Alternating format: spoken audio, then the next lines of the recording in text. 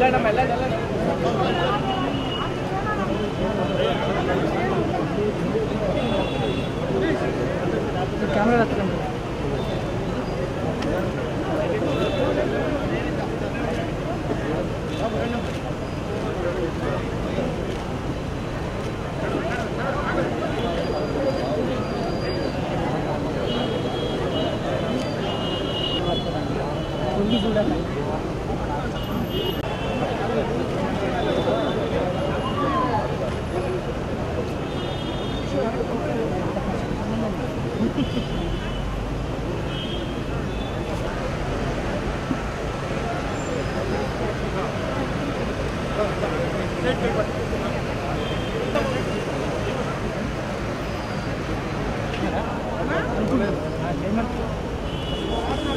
నా ప్రవీణ్ అన్న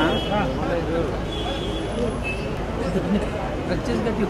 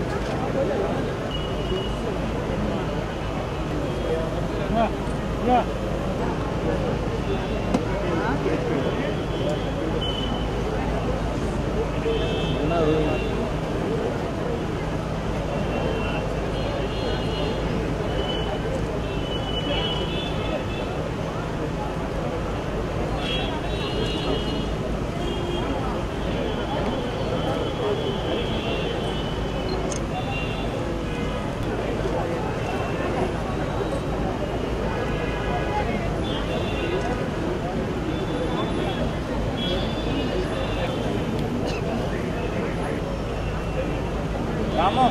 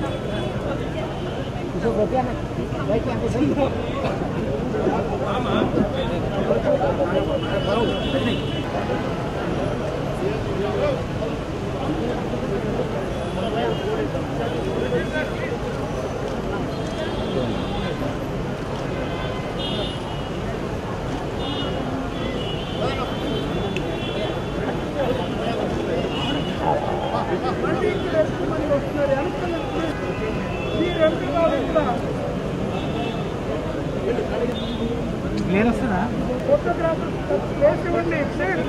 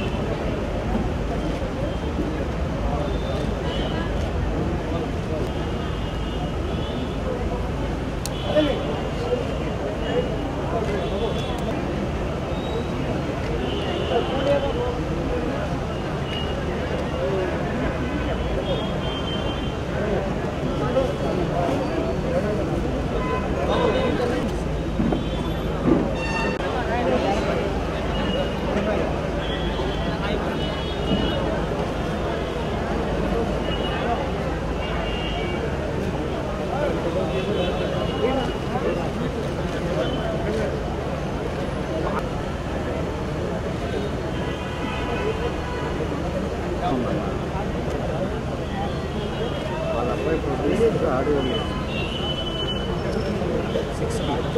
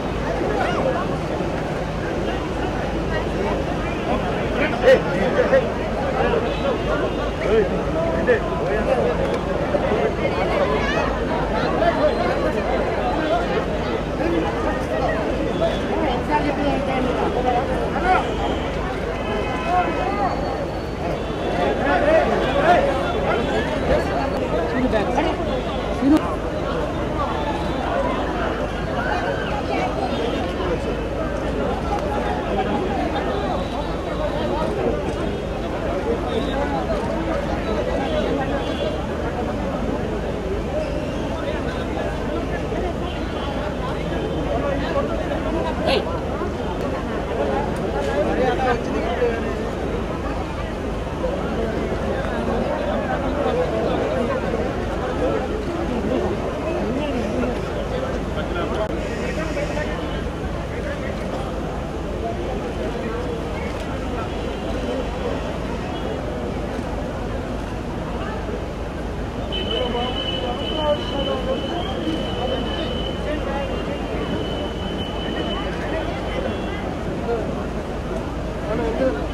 చెప్పండి.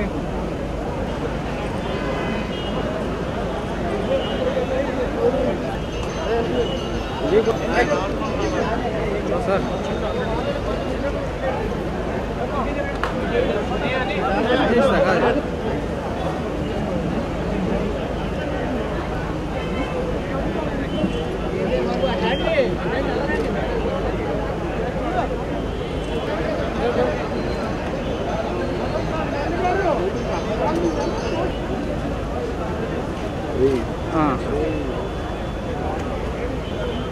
అవును సార్, అదే నేను అలాగే చెప్పాను.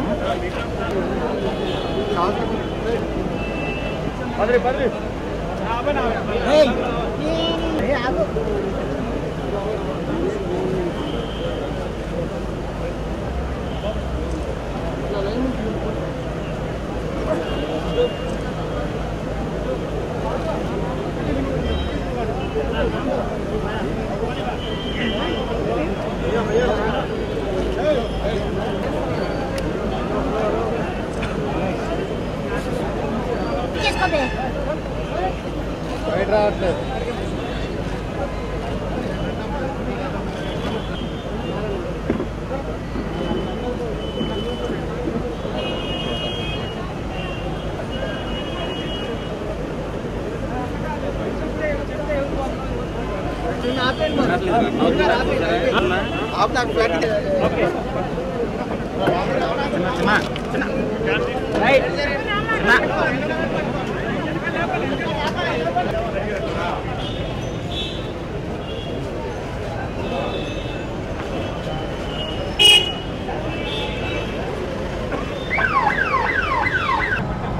మంచి మంచి నటులు, అసలు కమెడియన్స్ అందరూ దాదాపు వాళ్ళకి ఏమి అందరినీ నవ్వించి చాలనుకున్నారో ఏమో, మళ్ళా వాళ్ళే జనాన్ని ప్రజల్ని ఏడిపిస్తున్నారు. వాళ్ళు అందరూ ఎవరు ఈ ఎంఎస్ నారాయణతో పాటు ఏబిఎస్ కానీ ధర్మవరం సుబ్రహ్మణ్యం వీళ్ళందరూ కమెడియన్స్ బస్సు మొత్తం అసలు ఎంతమంది వీళ్ళకి భగవంతుడు ఈ వీళ్ళ నవ్వులు వీళ్ళు ఉండే హ్యాపీనెస్ జీవితాంతం ఎంత నవ్విస్తూ ప్రజల్ని ఎంత ఎంజాయ్ చేస్తున్నారు. వాళ్ళని ఈ విధంగా అర్ధాంతరంగా తీసుకెళ్ళి సినిమా ఇండస్ట్రీ చాలా ద్రోహం చేశాడు భగవంతుడు. మనం ఏం చేయలేం. అయినా భగవంతుడు వాళ్ళ కుటుంబానికి వాళ్ళ పిల్లలకి మనస్థైర్యం కావాలని, వాళ్ళకి మనశ్శాంతి ఇవ్వాలని భగవంతుని కోరుకుంటున్నాను. నమస్కారం అండి. చాలా బాధగా ఉంది ఈరోజు ఎంఎస్ గారు మన మధ్య లేకపోవడం. అంటే ఒక నటుడుగా కాకుండా అంటే ఒక మంచి వ్యక్తి అండి, అంటే ఒక గ్రేట్ హ్యూమన్ బీయింగ్. అండ్ సినిమాలోనే కాదు, అంటే మీరు సినిమాలో ఆయన ఎంత నవ్వించారో కాకుండా షూటింగ్లో కూడా అంతే సరదాగా అంతే నవ్వులతోటి అందరూ ఎప్పుడు నవ్వుతూ ఉండాలి, అందరూ కలిసి ఉండాలి, ఎప్పుడు కలిసి భోజనం చేస్తూ చాలా సరదాగా ఉండేదండి ఆయన ఎప్పుడు షూటింగ్ చేసినప్పుడు కూడా. సో ఎక్స్పెక్ట్ చేయలేదు ఇలాగా వినాల్సి వస్తుంది ఈరోజు న్యూస్ అని. చాలా బాధగా ఉంది. నాకే కాదు, ఇండస్ట్రీకి పెద్ద తీరని లోటు అండి. ఆయనకి ఆయన కుటుంబానికి ఆ దేవుడు ఉండాలని, ఈ టైంలో కొంచెం వాళ్ళ ఫ్యామిలీకి అందరికీ స్ట్రాంగ్గా ఉండాలని కోరుకుంటున్నాను. ఆయన ఆత్మ శాంతి కోరుకోవాలని కోరుకుంటూ సెలవు తీసుకుంటున్నాను.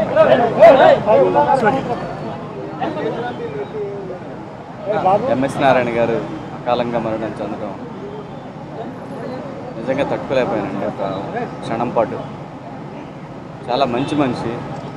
దాదాపు 20-30 సినిమాలు చేశాను తనతో కలిసి. అట్ ది సేమ్ టైం ఆయన డైరెక్షన్లో ఒక సినిమా కూడా చేశాను, భజంత్రీలు అనే సినిమా. చాలా సరదాగా ఉండే మనిషి అండి. సడన్గా ఇలా కావటం అనేది నిజంగా వర్సన ఇండస్ట్రీకి తీరని దెబ్బలు తగులుతూ ఉన్నాయి. బట్ ఎంఎస్ నారాయణ గారి మరణం అనేది రేలం గారి తర్వాత అటువంటి గొప్ప కమెడియన్ ఆయన. అటువంటి మనిషి ఇలా సడన్గా జరగటం అనేది ఇప్పటికి కూడా నేను తట్టుకోలేకపోతున్నాను. ఏదేమైనప్పటికీ డెస్టినీని మనం ఫాలో అవ్వాలి కాబట్టి ఆయన ఆత్మకు శాంతి కలగాలని వాళ్ళ కుటుంబ సభ్యులకు ప్రగాఢ సానుభూతి తెలియజేస్తూ ఎంఎస్ నిజానికి ఎంఎస్ అంటే ఏంటి? ఎంఎస్ అంటే మైలవరపు సూర్యనారాయణ అన్న పేరు. సో ఎంఎస్ నారాయణ అని కాలేజీలో కాడి నుంచి ఒక లెక్చరర్గా డబుల్ ఎంఏ చేసి తెలుగు లెక్చరర్, రైటర్గా, డైరెక్టర్గా, ఆర్టిస్ట్గా దాదాపు 600 చిత్రాలు పూర్తి చేసుకున్న ఎంఎస్ క్యారీ బ్యాగ్స్ అని తాగుబోతు అంటే క్యారెక్టర్ జీవించడంలో ఫస్ట్ వ్యక్తి మా ఎంఎస్ నారాయణ. షూటింగ్లో సరదాగా ఎంఎస్ అసలు ఆ క్యారెక్టర్ చేయడం స్ప్రే కొట్టేవాడు, వాటర్ స్ప్రే. ఏంటంటే వాటర్ స్ప్రే కొడితేనే ఆ తాగిన ఫీలింగ్ వస్తుంది అది నాకు అని ఎంతోమంది ఎన్నో వేషాలు వేశారు. ఒక తాగుబోతు క్యారెక్టర్ ఇన్ని సినిమాల్లో జనాల్ని మెప్పించడం అనేది నిజంగా పూర్వజన్మ సుకృతం అది. ఆయన ఎప్పుడు చెప్తూ ఉంటాడు. మా గురుగారు ఈవి సత్యనారాయణ గారు, రవిరాజ పినిశెట్టి గారు, వాళ్ళిద్దరు లేకపోతే ఈ రోజున ఎంఎస్ లేడు. అండ్ అలాంటి ఎంఎస్ ఈ రోజున మనకి లేకుండా తిరిగి రాని లోకానికి వెళ్ళిపోయాడు.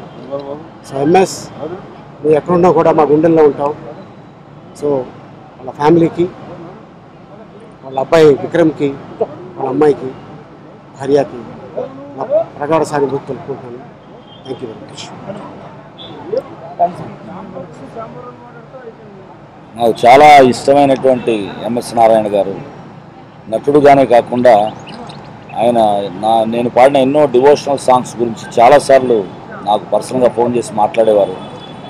ఆయనకు ఉన్నటువంటి మ్యూజిక్ టేస్ట్కి, ఆయనకు ఉన్నటువంటి ఒక రచనా పరిపాటి అవన్నీ కూడా విపులంగా ఆయన నాతో డిస్కస్ చేసి దాని అర్థాలు కూడా చెప్పే సిచ్యువేషన్స్ కూడా జరిగాయి. ఏ పాత్ర వేసినా దాన్ని అద్భుతంగా నటించి దానికి న్యాయం చేకూర్చే మహానటుడు ఎంఎస్ నారాయణ గారు. నాకు చాలా ఇష్టమైన వ్యక్తి. ఆయన వాళ్ళు లేకపోవటం చాలా బాధాకరం. అది ఎవరు తీర్చలేని లోటే అది సినీ ఇండస్ట్రీలో ఏంటో ఈ డిసెంబర్ జనవరి వస్తేనే అందరూ భయపడే పరిస్థితి వచ్చింది. మరి భగవంతుడు ఎందుకని అటువంటి పరిస్థితి కళాకారులకు ఏర్పాటు చేస్తున్నారో తెలియట్లేదు. ఏమైనా ఆయన ఆత్మకి శాంతి కలగాలని, ఆయన కుటుంబానికి నా ప్రగాఢ సానుభూతి తెలియజేసుకుంటాను.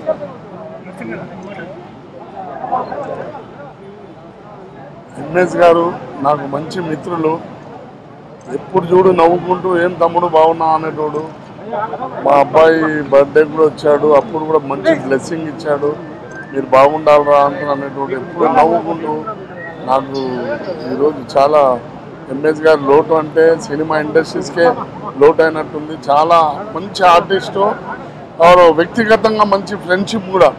ప్రతి ఒక్కరిని నవ్వుకుంటూ మాట్లాడటం ఎవరితో కానీ ఇది కాకుండా ఏదైనా చిన్న విషయమైనా కూడా అరే ఇలా అయిందిరా, నాకు ఇలా ఉందిరా, ఒకసారి వచ్చిపోరా నువ్వు అనేటోడు. 2-3 రోజులకు ఒకసారన్నా ఫోన్ చేసి మాట్లాడేటోడు. నేను చాలా మంచి మిత్రుడు. ఎంఎస్ గారు లేనందుకు సినిమా ఇండస్ట్రీ యాక్చువల్లీ మా సినిమా ఇండస్ట్రీస్కి ఏదో శాపం తగిలినట్టు ఏందో అర్థమవుతం లేదు. ఎవరో 6 నెలలకు 1 ఇయర్కు ఎవరో ఒకటి ఇలా అవుతూనే ఉంది.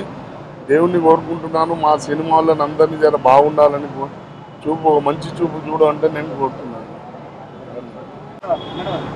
నేను ఎంఎస్ నారాయణ గారితో మించి 7-8 మూవీస్ వర్క్ చేశానండి.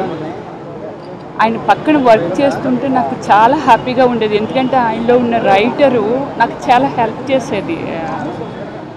వ్యక్తిగతంగా ఆయన చాలా మంచి వ్యక్తి. ఒక ఫాదర్ లాగా ఆయన పక్కన వర్క్ చేస్తుంటే ఒక ఫాదర్ లాగా ఫీల్ అయ్యేదాన్ని. అంత కంఫర్టబుల్గా ఉండేది. అండ్ సపోర్టింగ్ కూడా అలా ఉండేది. అలా కాదు రమ్య ఇలా చేస్తే బాగుంటుంది, ఈ డైలాగ్ని ఇలా మోల్డ్ చేస్తే బాగుంటుంది అలా చెప్తూ ఉండేవాళ్ళు. నేను అప్కమింగ్లోనే ఆయనతో వర్క్ చేశాను, తర్వాత కూడా వర్క్ చేశాను. నేను చేసిన ఓమల్లి మూవీలో కూడా ఒక క్యారెక్టర్ అనుకున్నాను, కానీ తర్వాత ఎల్బీ గారు అని సెలెక్ట్ చేసుకోవడం జరిగిందనమాట. ఆయన చనిపోయినందుకు హార్ట్ఫుల్లీ నేను చాలా బాధపడుతున్నానండి. అలాంటి వ్యక్తిని మన ఇండస్ట్రీ కోల్పోవడం అనేది నిజంగా మన దౌర్భాగ్యం. ఈ మధ్యకాలంలో అదేమిటో అర్థం కావట్లేదు. ఇండస్ట్రీలో పెద్ద పెద్ద వాళ్ళని, మంచి కామెడియన్స్ని వీళ్ళందరినీ తీసుకెళ్ళిపోతున్నాడు ఆ భగవంతుడు. ఆ దేవుడిని వేడుకుంటున్నాను, మంచి హెల్త్ ఇవ్వాలి. మా ఇండస్ట్రీలో ఉన్న వాళ్ళందరికీ మంచి ఆరోగ్యాన్ని ఇవ్వాలని కోరుకుంటున్నాను.